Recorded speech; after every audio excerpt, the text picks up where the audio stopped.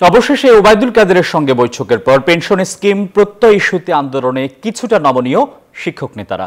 আওয়ামী লীগ সাধারণ সম্পাদক ওবায়দুল কাদেরের সাথে আন্দোলনরত শিক্ষকদের বৈঠকে আলোচনা ফলপ্রসূ হয়েছে বলে জানিয়েছেন শিক্ষক নেতারা। সকাল 11:30টার দিকে আওয়ামী লীগের ধানমন্ডি কার্যালয়ে শুরু হয় এই বৈঠক। ঘণ্টাখানেক চলে বৈঠকে ছিলেন প্রধানমন্ত্রীর উপদেষ্টা কবি কামাল আব্দুল নাসের চৌধুরীও।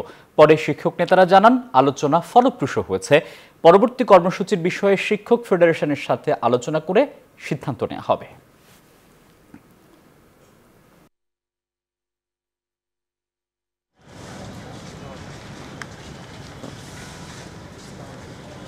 আমাদের 3 দফা দাবি, সেটা দাবি নিয়ে আলোচনা হয়েছে। তো আমরা সেটা আমাদের শিক্ষক সমিতি যেহেতু ফেডারেশন আছে, ফেডারেশন নিয়ে কথা বলে তারপর আপনাদের সাথে আমরা কথা বলবো। ভালো আলোচনা আমরা আলোচনা করি, তারপর সিদ্ধান্ত নেব। চলতি বছরের নয়, সর্বজনীন পেনশন স্কিম প্রত্যয় কার্যকর হবে আগামী বছর 1 জুলাই থেকে, জানিয়েছেন আওয়ামী লীগ সাধারণ সম্পাদক ওবায়দুল কাদের। প্রত্যয় বাতিলের দাবিতে আন্দোলনরত শিক্ষকদের কর্মবিরতি প্রত্যাহার করার অনুরোধ জানান তিনি। কোটা বিরোধী আন্দোলন প্রসঙ্গেও কথা বলেন কাদের। জানান, কোটা বিরোধীদের অনেক দাবি ও যুক্তি সংবিধান পরিপন্থী। পেনশন স্কিমে অন্তর্ভুক্ত করা 2024 থেকে যোগদানে যে তথ্য দেয়া হয়েছে তা সঠিক। তো যে সবার পেনশন স্কিমে অন্তর্ভুক্ত করার তারিখ হচ্ছে 1 জুলাই 2025। কোটা বিরোধী আন্দোলনকারীদের দাবি ও অনেক বক্তব্য আমাদের সংবিধানের রাষ্ট্র পরিচালনার মূলনীতি বিরোধী।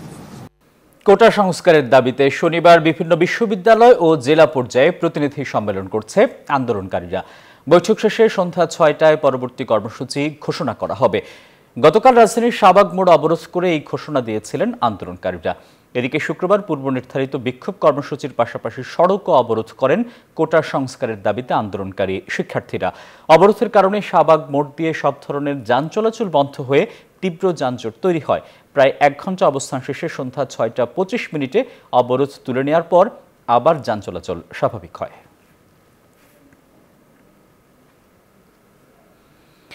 বারবার অনুরোধ করার পরও আগামীকাল কোটা আন্দোলনকারীরা রাস্তা ব্লক করলে আইন অনুযায়ী কঠোর হবে পুলিশ, এমনটি জানিয়েছেন ডিএমপির অতিরিক্ত যুগ্ম কমিশনার মহিদুদ্দিন। পুলিশের গাড়ির উপরে ওঠা অছাত্র সুলভ আচরণ বলেও মন্তব্য করেন তিনি। যদি এর পারে জনদুর্ভোগ তৈরি করে এবং আমাদের এত অনুরোধ করার পরে, বলার পরে মহামান্য হাইকোর্টের অ্যাপিলেট ডিভিশনের তাদের পজিটিভ সিদ্ধান্ত দেওয়ার পরেও, তাহলে ধরে নিতে হবে যে তারা আমাদেরকে তাদের ব্যাপারে কঠোর হওয়ার জন্য তারা বাধ্য করছে। সেটি আমি মনে করব যে সেটি তারা বাধ্য করছে। সেক্ষেত্রে সম্মানিত মহানগরবাসীর তাদের চলাচলের বিষয়টি বিবেচনায় নিয়ে, তাদের দৈনন্দিন জীবনের কর্মকাণ্ডের বিষয়টি বিবেচনায় নিয়ে আমাদের দেশের প্রচলিত আইন অনুযায়ী আমাদের ব্যবস্থা নিয়ে চলতে হবে। পাহাড়ের পাদদেশে ঝুঁকিপূর্ণ স্থানে বসবাস না করার অনুরোধ জানিয়েছেন জাতীয় সংসদের হুইপ সাইমুম সরওয়ার কমল। শুক্রবার বিকেলে শহরের এবিসি খুনা ও শিকদার বাজার এলাকায় পাহাড় ধসে নিহত 2 পরিবারের সদস্যদের সঙ্গে কথা বলেন এবং তাদের সার্বিক বিষয়ে খোঁজখবর নেন তিনি। কক্সবাজারে পাহাড় ধসে নিহতদের পরিবারকে আর্থিক সহায়তাও দেন স্থানীয় সংসদ সদস্য। সাংবাদিকদের প্রশ্নের জবাবে হুইপ বলেন, কক্সবাজার শহরের জলাবদ্ধতা নিরসনে উদ্যোগ নেওয়া হবে।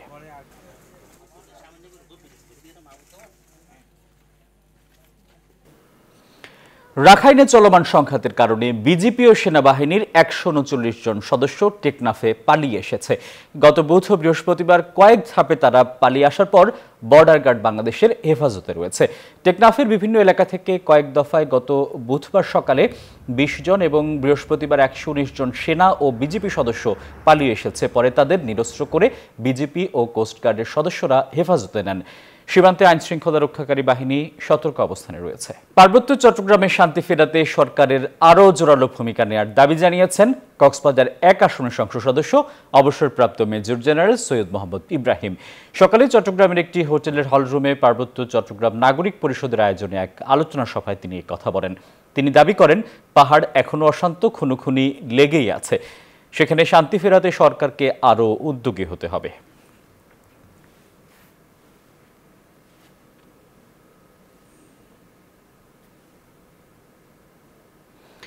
কক্সবাজারের টেকনাফে অভিযান চালিয়ে মাদকদ্রব্য সহ 2 মাদক ব্যবসায়ীকে গ্রেপ্তার করেছে র্যাব 7। শুক্রবার রাতে গোপন সংবাদের ভিত্তিতে তাদের গ্রেপ্তার করে চট্টগ্রামের একটি চৌকস আভিযানিক দলের সময় 1 কেজি আইস, 2টি মোবাইল ফোন সহ নগদ অর্থ জব্দ করা হয়, যার আনুমানিক মূল্য 1 কোটির বেশি।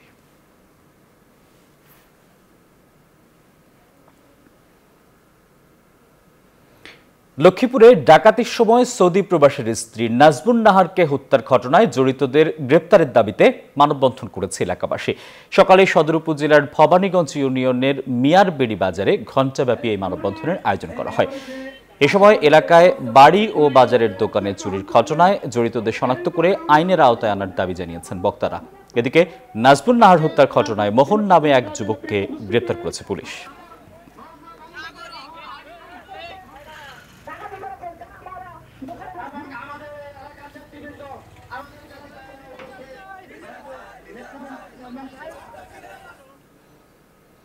খাগড়াছড়ি পার্বত্য জেলার রামগড় উপজেলার পাতাছড়া গণহত্যায় জড়িতদের শাস্তি ও গণহত্যা হিসেবে রাষ্ট্রীয় স্বীকৃতির দাবি জানিয়েছেন নিহতদের স্বজন ও এলাকাবাসী।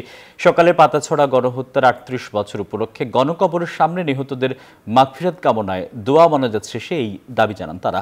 নিহতদের গণকবর সংরক্ষণের পাশাপাশি রামগড়ের পাতাছড়া গণহত্যার ঘটনা প্রকাশের দাবি জানান স্বজনরা।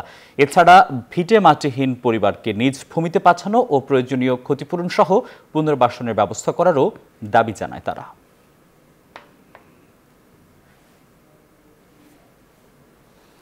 জীববৈচিত্র্য রক্ষা ও পরিবেশের সুরক্ষার লক্ষ্যে চাঁদপুরে 7 দিন ব্যাপী বৃক্ষমেলার আয়োজন করা হয়েছে। সকালে চাঁদপুর হাসান আলী সরকারি উচ্চ বিদ্যালয় মাঠে এই মেলার উদ্বোধন করেন জেলা প্রশাসক কামরুল হাসান। এ সময় তিনি বলেন, সবার মাঝে বৃক্ষরোপণে সচেতনতা সৃষ্টি করতেই এ মেলার আয়োজন। পরিবেশের ভারসাম্য রক্ষায় সবাইকে বেশি বেশি গাছ লাগানোর আহ্বান জানান তিনি। এ সময় কুমিল্লা বিভাগীয় বন কর্মকর্তা জিএম মোহাম্মদ কবির সহ অনেকেই উপস্থিত ছিলেন।